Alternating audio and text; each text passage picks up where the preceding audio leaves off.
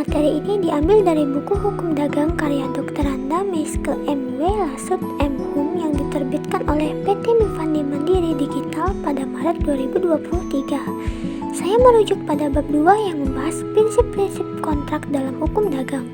Semoga presentasi ini dapat memberikan pemahaman tentang peran kontrak dalam dunia bisnis dan hukum dagang. Pengertian kontrak.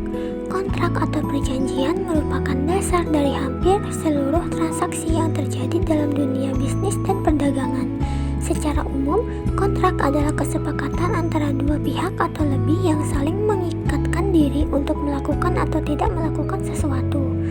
Kontrak dalam konteks hukum dagang memiliki fungsi yang sangat vital karena melalui kontrak para pihak mendapatkan kepastian hukum, perlindungan atas hak dan kewajiban masing-masing, serta pedoman apabila terjadi sengketa di kemudian hari. Dalam sistem hukum Indonesia, kontrak diatur secara umum dalam Kitab Undang-Undang Hukum Perdata atau KUH Perdata, dan secara khusus dalam transaksi perdagangan juga dirujuk dalam Kitab Undang-Undang Hukum Dagang atau KUHD. Fungsi kontrak dalam bisnis. Ada beberapa fungsi penting dari kontrak dalam dunia usaha. 1. Menjamin kepastian hukum, sehingga transaksi dapat dilakukan dengan aman. 2. Melindungi hak dan kewajiban para pihak. 3. Mengurangi risiko perselisihan dengan mengatur syarat dan ketentuan. 4. Memudahkan pembuktian hukum dalam kasus sengketa. Oleh karena itu, kontrak menjadi alat utama dalam setiap transaksi dagang. Syarat sah kontrak. Berdasarkan pasal 1320 KUH Perdata, kontrak dianggap sah jika memenuhi 4 syarat. 1. Kesepakatan antara para pihak. 2. Para pihak memiliki kecakapan hukum untuk membuat kontrak. 3. Objek kontrak harus jelas dan tertentu. 4. Sebab yang halal, tidak bertentangan dengan hukum atau moral. Jika salah satu syarat ini tidak terpenuhi, kontrak bisa dianggap batal atau tidak sah. Jenis-jenis kontrak dalam hukum dagang. Terdapat beberapa jenis kontrak dalam hukum dagang, di antaranya 1. Kontrak lisan, dibuat secara verbal tanpa dokumen tertulis. 2.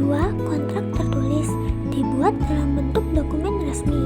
3. Kontrak eksplisit, semua syarat dan ketentuan tertulis dengan jelas.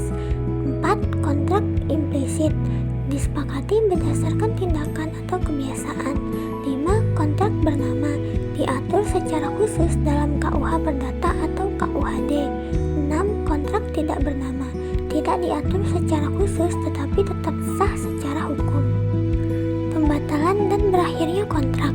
Kontrak dapat dibatalkan apabila dalam proses pembuatannya terjadi hal-hal seperti paksaan, penipuan, atau kekhilafan. Selain itu, jika salah satu pihak tidak memiliki kecakapan hukum, kontrak tersebut bisa dianggap batal. Kontrak juga dapat berakhir secara normal, misalnya ketika semua kewajiban telah dilaksanakan oleh para pihak. Namun bisa juga berakhir karena adanya keadaan memaksa atau force majeure, seperti bencana alam atau kondisi darurat yang membuat pelaksanaan kontrak menjadi tidak mungkin. Kesimpulan, kontrak merupakan fondasi utama dalam setiap transaksi dagang. Keberadaan kontrak memberikan perlindungan hukum, menjamin kejelasan peran masing-masing pihak, dan menjadi alat penting dalam penyelesaian perselisihan hukum.